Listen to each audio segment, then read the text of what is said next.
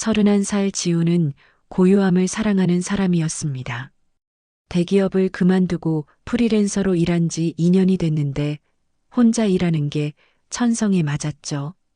사람들 틈에서 억지 웃음 짓는 것보다 이렇게 조용히 자신만의 세계에 빠져 있는 시간이 좋았습니다. 오래된 빌라에서 지낸 지도 10년이 넘었네요. 윗집에는 70대 노부부가 살고 있었어요. 할아버지 동식 씨는 항상 미소를 띤 얼굴로 인사를 건넸고 할머니 순애 씨는 무뚝뚝했지만 가끔 직접 담근 김치를 들고 내려와 문 앞에 두고 가곤 했습니다. 건강해야 일도 하지. 젊은 사람이 영 야위었구먼. 그런 정이 있어 지우는 참았습니다. 윗집에서 들려오는 소음을, 밤마다 들리는 발자국 소리, 의자 끄는 소리, 무언가를 떨어뜨리는 소리까지 노부부의 나이를 생각하면 어쩔 수 없는 일이라 여겼죠. 어르신들의 귀는 이미 둔해졌을 테고 자신이 내는 소리가 아래층에 들리는지조차 모를 수도 있으니까요. 하지만 그날 밤은 달랐습니다. 벽시계가 자정을 가리키고 지우는 막 잠에 들려던 참이었어요. 그때 천장에서 들려온 둔탁한 소리, 평소보다 훨씬 크고 거칠었습니다. 누군가 무거운 가구를 질질 끌고 다니는 것 같았어요. 소리는 멈추지 않고 계속됐고 1시간, 2시간, 새벽 3시가 되어서야 간신히 멈췄죠. 오늘은 대체 무슨 일이었을까? 지우는 다크서클을 감추며 다음날 출근했습니다. 하루쯤은 괜찮다고 생각했지만 그날 이후 윗집의 소음은 점점 더 심해졌어요. 낮에도 밤에도 쉬지 않고 들려오는 소리들. 지훈의 인내심이 서서히 한계에 다다르고 있었습니다. 나흘째 계속되는 소음에 지훈의 머릿속은 이미 엉망이 됐어요. 딱 잘라 말해서 미치겠더군요. 커피를 2잔이나 더 마셔도 정신이 흐릿했습니다. 업무 메일을 쓰다가도 문장이 엉켜버리고 클라이언트와의 화상회의 중에 졸기까지 했죠. 이대로는 안 되겠다 싶어 용기를 내 인터폰을 눌렀습니다. B-B-B. 아무 대답이 없었어요. 외출하셨나? 그날 오후 지우는 윗집 노부부가 장을 보러 나가는 모습을 우연히 보았습니다. 둘 다 평소와 다름없이 건강해 보였고 할아버지 동식 씨는 여전히 미소를 지었죠. 다만 할머니 순애 씨의 표정이 약간 경직되어 있던 것 같았어요. 하지만 그건 지훈의 착각일지도 모르겠습니다. 노부부가 돌아오기 전 지훈은 윗집 문 앞까지 올라갔어요. 문패에는 김동식 박순애라고 정갈하게 적혀 있었습니다. 문을 두드려 봤지만 역시 아무도 없었죠. 그때 문틈 아래로 뭔가 어두운 색의 자국이 보였어요. 바닥에 묻은 검붉은 얼룩. 설마. 갑자기 등줄기가 오싹해졌습니다. 하지만 곧 그건 음식물 자국일 거라고 스스로를 안심시켰어요. 노부부가 김치를 담그거나 고추장을 만들다 흘린 것일 수도 있잖아요. 그렇게 생각하며 자리로 돌아왔지만 그날 밤 다시 시작된 소음은 전보다 더 심했습니다.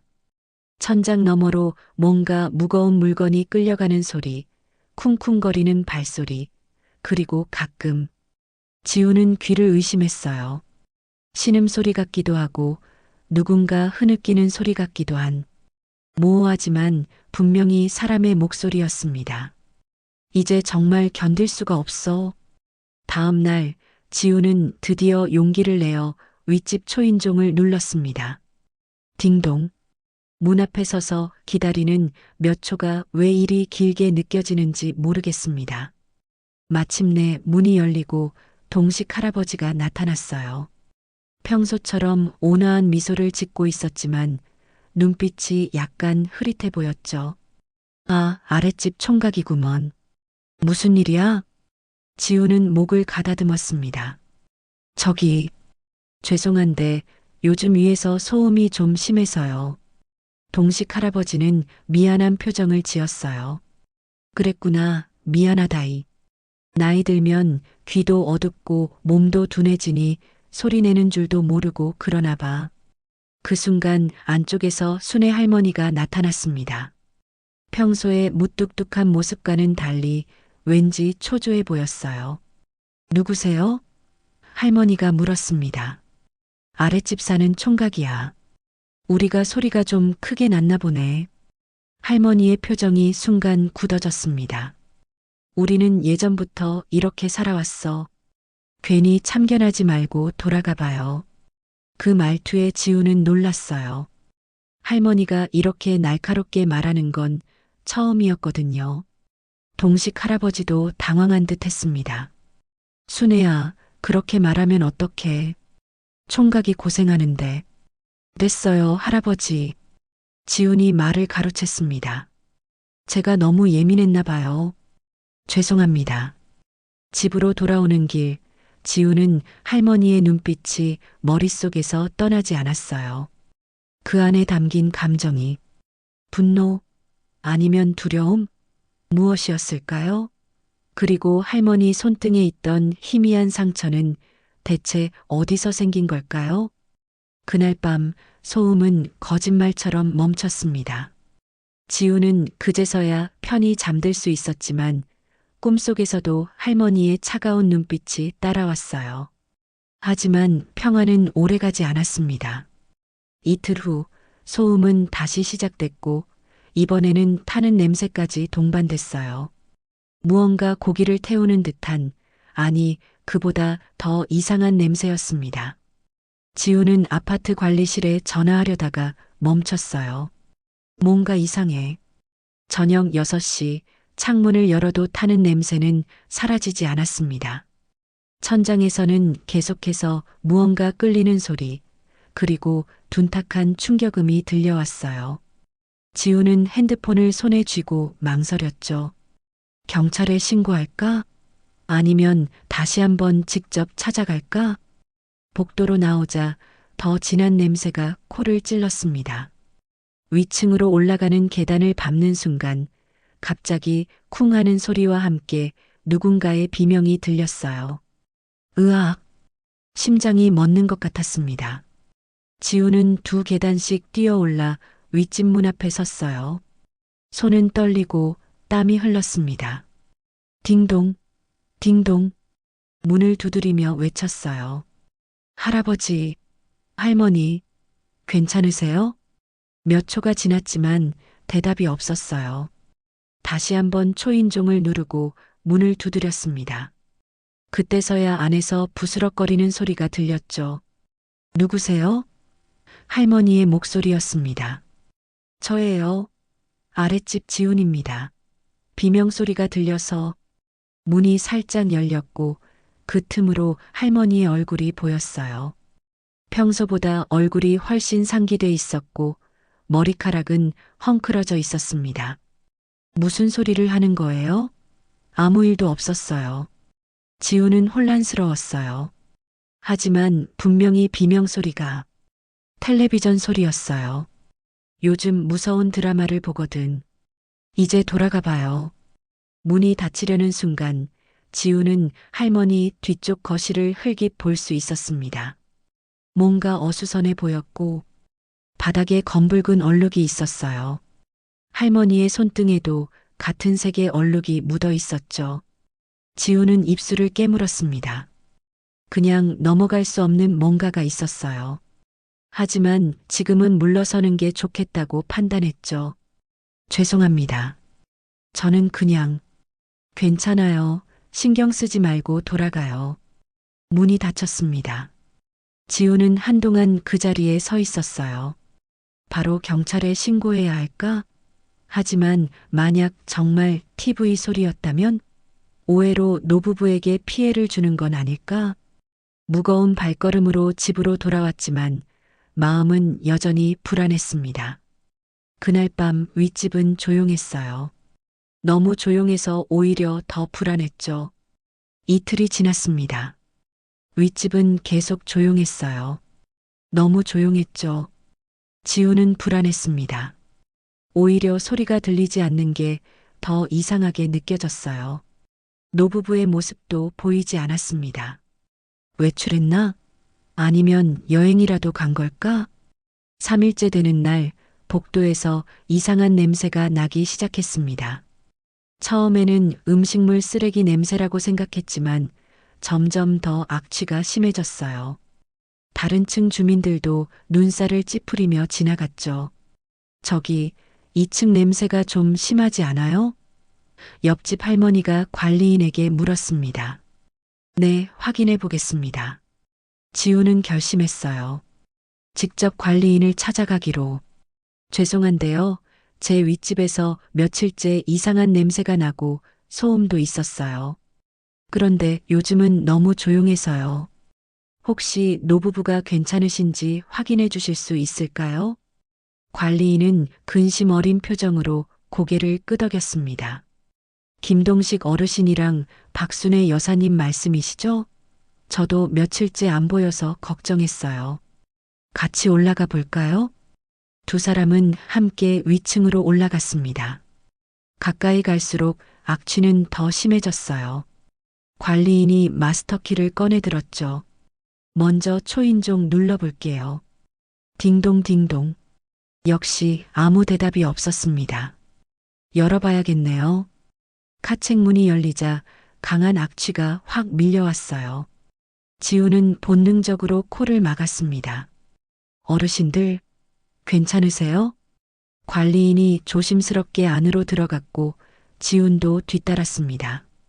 거실은 어둑했어요. 커튼이 쳐져 있어 햇빛이 거의 들어오지 않았죠. 바닥에는 여기저기 얼룩이 보였고 가구들은 어지럽게 흐트러져 있었습니다. 어르신? 박순애 여사님? 그때 안방에서 무언가 움직이는 소리가 들렸어요. 조심스럽게 두 사람은 안방 문 앞에 섰습니다. 문은 살짝 열려 있었어요. 관리인이 문을 밀었을 때 지훈의 눈에 들어온 광경은 평생 잊지 못할 장면이었습니다. 세상에, 관리인의 탄식이 먼저 들렸습니다. 안방 바닥 침대 옆에 할아버지 동식 씨가 쓰러져 있었어요. 손목과 발목은 밧줄로 묶여 있었고 입에는 천이 물려 있었습니다. 그리고 방 한 구석 흔들의자에 할머니 순애 씨가 앉아 있었죠. 무표정한 얼굴로 창밖만 바라보고 있었어요. 할머니, 지훈이 떨리는 목소리로 불렀습니다. 할머니는 천천히 고개를 돌렸어요. 그 눈빛은 마치 다른 세계를 보는 듯 했습니다. 이제 조용하겠지? 할머니가 중얼거렸어요. 관리인이 재빨리 할아버지에게 다가가 상태를 확인했습니다. 숨이 없어요. 빨리 구급차를 불러야겠어요. 지우는 얼어붙은 채로 서 있었습니다. 머릿속에서 모든 퍼즐이 맞춰지는 느낌이었어요. 소음의 원인, 이상한 냄새, 비명소리, 모든 것이 이 방 안에 있었습니다. 관리인이 다급하게 전화를 걸고 있는 동안 지우는 조심스럽게 할머니에게 다가갔어요. 할머니, 무슨 일이 있었던 거예요? 할머니의 눈에 잠시 빛이 돌아왔습니다. 마치 정신이 돌아온 것처럼 말이죠. 지훈이 아니냐? 저 영감탱이가 또 시끄럽게 굴었니? 내가 조용히 시키려고 했는데. 지훈의 등줄기가 서늘해졌어요. 할머니의 말이 이어졌습니다. 저 사람이 매일 밤 다른 여자를 만나러 간대. 내가 다 봤어. 날 속이고. 그래서 조용히 시켜야 했어. 할머니의 손이 떨렸어요. 지우는 그제야 방 안을 둘러볼 여유가 생겼습니다. 구석에는 할아버지의 지팡이가 부러진 채 놓여 있었고 벽에는 사진들이 가득했어요. 모두 젊은 시절 할아버지와 할머니의 모습이었죠. 할머니, 할아버지는 어디 나가신 적 없어요. 계속 집에 계셨잖아요. 할머니의 눈빛이 흔들렸습니다. 혼란스러운 표정이었어요. 아니야, 난 봤어. 저 사람이 나를 버리려고 했어. 다른 여자랑 도망가려고. 그래서 내가. 그때 경찰과 구급대원들이 들어왔습니다. 모든 것이 빠르게 진행됐어요. 할아버지는 구급차에 실려갔고 할머니는 경찰의 부축을 받아 나갔습니다. 그 모습이 어쩐지 작고 연약해 보였죠. 경찰 조사는 길고 고통스러웠습니다. 지우는 모든 것을 진술했어요. 들리던 소음, 이상한 냄새, 비명소리, 그리고 할머니의 이상한 행동까지. 박순애 씨는 중증 치매를 앓고 계셨답니다. 담당 형사가 알려주었어요. 할아버지는 아내의 병을 감추고 혼자서 돌보려 했던 겁니다. 하지만 병세는 점점 악화됐고 할머니는 현실과 망상을 구분하지 못하게 되었죠. 할아버지를 다른 사람으로 착각하거나 젊은 시절의 기억과 현재를 혼동했어요. 동식 어르신은 일주일 전부터 이미 형사는 말을 아꼈지만 지우는 이해했습니다. 할아버지는 일주일 전에 이미 돌아가셨고 할머니는 그 사실을 인식하지 못한 채 계속 남편을 학대했던 거예요. 소음의 실체는 바로 그것이었습니다. 그럼 제가 좀 더 일찍 경찰에 신고했더라면. 자책하지 마세요. 이런 비극은 누구도 예상할 수 없었습니다. 병원에서 할머니를 만났을 때 그녀는 완전히 다른 사람 같았어요. 작고 연약한 노인일 뿐이었죠. 약물 치료를 받고 있어서인지 조금은 또렷해 보였습니다. 아가, 할머니가 지훈의 손을 잡았어요. 우리 동식이 어디 있니? 지훈은 무슨 말을 해야 할지 몰랐습니다. 의사는 할머니에게 현실을 알리는 것이 오히려 해로울 수 있다고 했어요. 할아버지는 다른 병원에 계세요. 곧 만나실 수 있을 거예요. 할머니의 눈에 눈물이 고였습니다. 우린 너무 오래 살았어. 이제 그만하고 싶다. 동식이 없으면 나도 살 이유가 없어. 지훈의 가슴이 저몄습니다. 할머니가 어쩌면 어딘가에서 진실을 알고 있는 건지도 모른다는 생각이 들었어요. 할머니, 괜찮아요. 이제 편히 쉬세요. 병원을 나오는 길, 지우는 하늘을 올려다봤습니다. 구름 한 점 없는 맑은 하늘이었죠. 마치 아무 일도 없었던 것처럼. 한 달이 지났습니다. 윗집은 여전히 비어 있었어요. 가끔 관리인이 와서 환기를 시키고 청소를 하는 정도였죠. 할머니는 요양원으로 옮겨졌고 지우는 2번 찾아갔습니다. 할머니의 상태는 크게 나아지지 않았지만 간혹 또렷한 순간이 있었어요. 우리 동식이가 너한테 많이 미안하대. 시끄럽게 해서. 지우는 그저 미소 지을 뿐이었습니다. 할머니에게 현실을 알릴 수는 없었으니까요. 빈집에서 들려오는 소리는 이제 없었습니다. 하지만 가끔, 아주 가끔 지우는 새벽에 눈을 떴을 때 천장에서 무언가 들리는 것 같았어요. 누군가 부드럽게 걸어다니는 발소리 같기도 하고 의자 끄는 소리 같기도 한. 하지만 귀를 기울이면 곧 사라지곤 했습니다. 어느 날 밤 잠에서 깬 지우는 천장을 바라보았어요. 윗집에서 분명히 의자 끄는 소리가 들렸거든요. 하지만 이제는 두렵지 않았습니다. 오히려 마음이 평온해지는 기분이었죠. 그동안 안녕히 계세요. 지우는 속삭였어요. 할아버지가 할머니를 찾아왔을지도 모른다는 생각이 들었습니다. 오랜 세월 함께한 두 사람, 비극적인 결말이었지만 어쩌면 이제는 서로를 찾아 편안히 쉬고 있을지도 모르죠. 다음 날 지우는 요양원에 전화를 걸었어요. 할머니가 어젯밤 평온하게 숨을 거두었다는 소식을 들었습니다. 이상하게도 지우는 놀라지 않았어요. 마치 이미 알고 있었던 것처럼 말이죠. 몇 주 후 지우는 이사를 결정했습니다. 10년이라는 시간이 고스란히 담긴 집이었지만 이제는 새로운 시작이 필요했어요. 마지막 짐을 싸면서 지우는 천장을 올려다봤습니다. 이제 더 이상 소리는 들리지 않았어요. 하지만 그 소리의 기억은 오래도록 마음속에 남을 것 같았죠. 문을 닫고 나가는 지훈의 뒷모습이 복도에 길게 드리워졌습니다. 그리고 텅 빈 집의 천장에서 어쩌면 누군가는 여전히 그를 지켜보고 있을지도 모릅니다. 소리 없는 천장 너머로